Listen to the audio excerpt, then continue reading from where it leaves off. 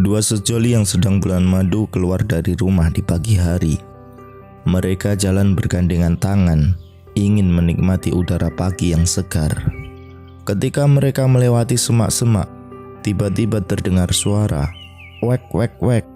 "Pagi begini kok sudah ada ayam di semak-semak ya?" kata si suami. "Itu bukan suara ayam, Mas, tapi suara itik," sahut istrinya.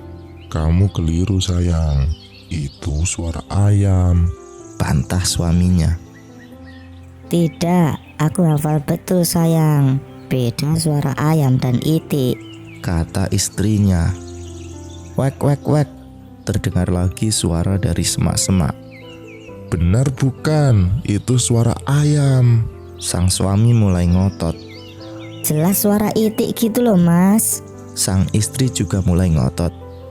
"Coba nanti dengar baik-baik, jangan kamu ngotot dengan pendapatmu sendiri," kata sang suami. Kali ini tidak ada panggilan sayang, "Mas juga jangan ngotot dengan pendapat Mas dong," jawab si istri. Wek, wek, wek, terdengar lagi suara dari semak-semak. "Sudah pasti itu suara ayam, pasti," kata suami dengan suara agak keras. "Aku makin yakin itu suara itik," kata istrinya. Sang suami mulai jengkel. "Kamu kok masih ngotot sih? Apakah ada gangguan pada pendengaranmu sehingga tidak bisa lagi membedakan suara ayam dan itik?" Suara sang suami meninggi. Istrinya tertegun melihat perubahan sikap suaminya. Dia juga kaget dikatakan pendengarannya ada gangguan. Dia tahan air matanya yang akan jatuh. Dia juga heran, kemesraan yang tadinya berkembang mendadak hilang berganti ketegangan hanya karena memperdebatkan suara binatang dalam semak-semak. Sang istri mulai sadar bahwa ia keluar rumah untuk menikmati pagi hari yang cerah di bulan madu yang indah. Dia berkata dalam hati, "Mengapa kau harus merusak hari-hariku karena hanya suara binatang yang tidak ada hubungannya sama sekali denganku? Biar bebek atau ayam, aku tak peduli lagi. Kemesraan ini harus kembali." Wek, wek, wek, suara binatang dari semak-semak lagi.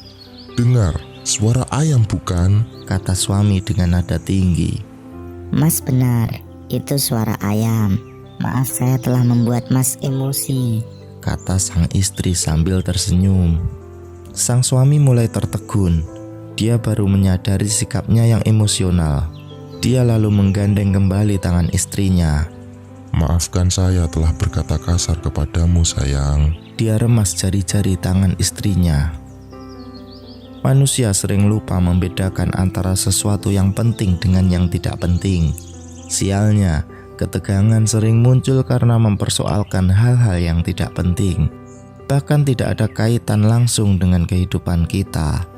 Perceraian bahkan sering berawal dari soal kecil, lalu dianggap besar, dan masing-masing pihak mempertahankan pendapatnya karena bagian dari harga diri.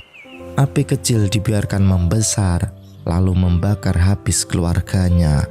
Belajarlah memahami yang penting dan tidak penting. Jangan menganggap semua hal itu amat penting, sehingga hidup kita terasa menyesakkan dan berantakan. Itulah kisah dari dua pengantin. Semoga kamu bisa menyerap ilmu ini dengan baik dan mengambil hikmahnya. Terima kasih sudah menonton, dan sampai jumpa di video selanjutnya.